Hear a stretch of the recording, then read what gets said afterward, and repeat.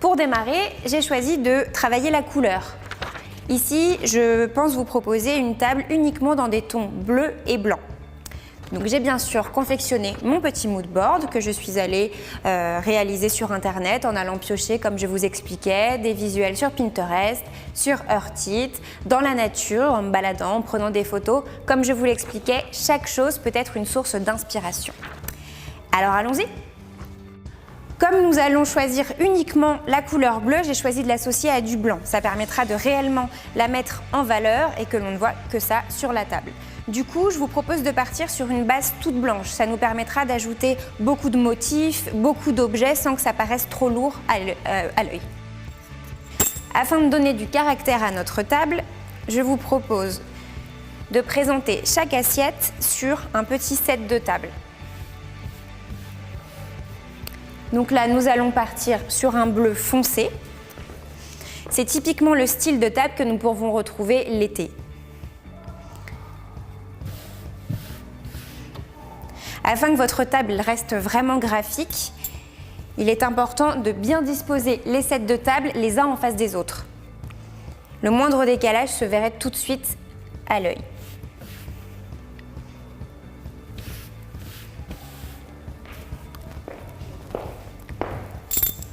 Et bien sûr, comme je l'expliquais tout à l'heure, chaque élément doit être extrêmement bien repassé, sinon ça se voit tout de suite.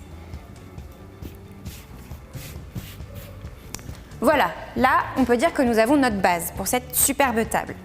Ensuite, la vaisselle. Comme c'est l'été, je pense que nous pouvons partir sur quelque chose d'assez évanescent. C'est la raison pour laquelle j'ai choisi des assiettes qui ne soient pas hyper strictes, très raides. Ça permet d'avoir un peu plus de volume sur la table et de lui donner un véritable caractère.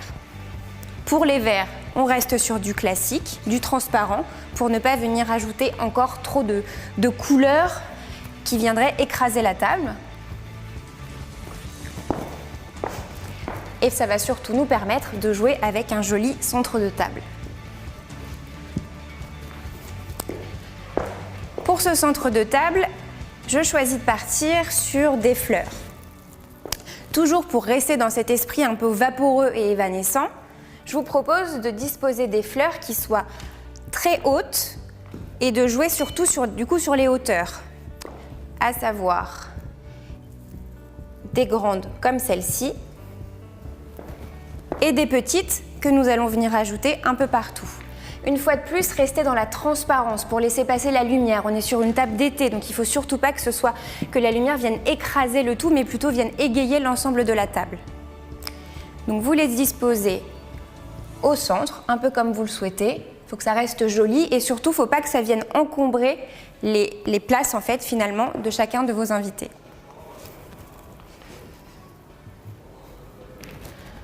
Ensuite, toujours pour gagner de la hauteur et pour ajouter le charme de l'été à votre table, ajoutez de jolis bougeoirs comme ceci. Alors, pareil, je choisis du blanc et là, il va falloir venir jouer simplement avec ce que vous avez déjà positionné. N'hésitez pas à déplacer et redéplacer les choses. L'inspiration vous viendra au fur et à mesure et c'est ça le plus important. On ne vous demande pas de réaliser une table du premier coup, mais juste de faire une jolie table. Donc n'hésitez pas à ajouter des éléments décoratifs à votre table, mais toujours utiles. Par exemple, ces deux petits bols qui n'ont pas du tout les mêmes motifs que nos assiettes, mais ça ne va absolument pas jurer puisqu'on reste exactement dans les mêmes teintes. Donc c'est vraiment le plus important.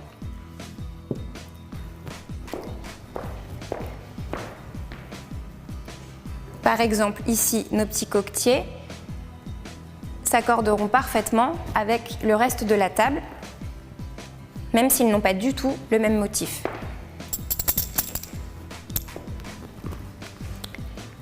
Vous pouvez également jouer sur les différents couverts. Par exemple, sur cette table, j'ai choisi de rester dans du simple et très épuré. Donc des couverts, des fourchettes très fines, comme celle-ci.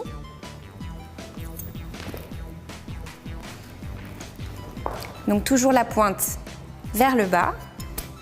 Et des couteaux fins, pareil, de la même manière, mais la lame vers l'intérieur.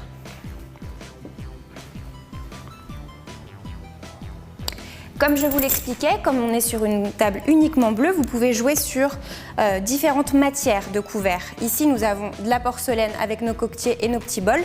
Donc n'hésitez pas à ajouter des cuillères exactement dans la même matière.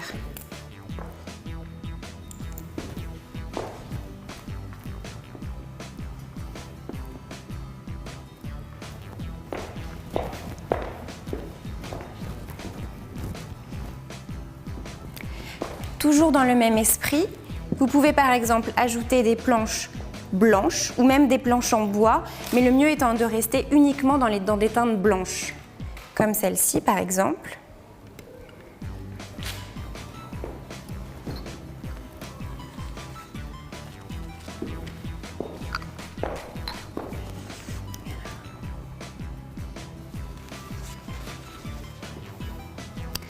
Pour les serviettes, soit vous pouvez choisir de les poser tout simplement à gauche de vos fourchettes, ce qui est la manière la plus traditionnelle, ou alors comme nous l'expliquions tout à l'heure, vous pouvez essayer de réaliser des origamis très simples qui vous permettront de réaliser une table beaucoup plus originale.